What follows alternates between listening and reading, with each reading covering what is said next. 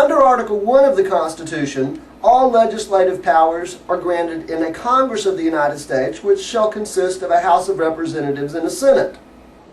Article 2 of the Constitution vests the executive power in a President of the United States and specifies that he shall take care that the laws be faithfully executed. Article 3 vests the judicial power of the United States in one Supreme Court and other inferior courts that Congress may from time to time ordain and establish.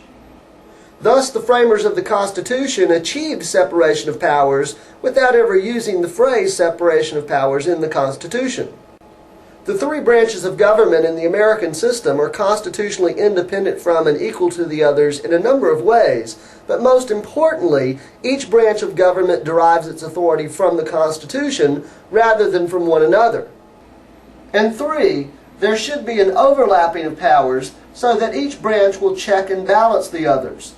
This is the corollary principle of checks and balances. The shaded diagonal cells of the table indicate the scheme of separation of powers.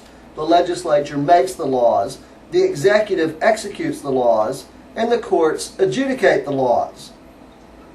The unshaded off-diagonal cells indicate the scheme of checks and balances. In the scheme of checks and balances, each branch of government is given functions that are inherent to the other branches of government. In other words, the legislature is given certain executive and judicial functions.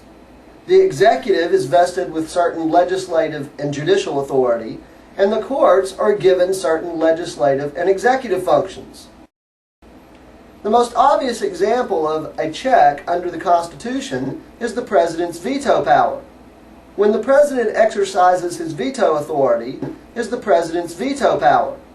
When the President exercises his veto authority, or for that matter when he signs legislation into law, he is not exercising an executive function, he's not carrying out the law or executing the law, or for that matter when he signs legislation into law, he is not exercising an executive function, he's not carrying out the law or executing the law. The veto power makes the President an actor in the legislative process.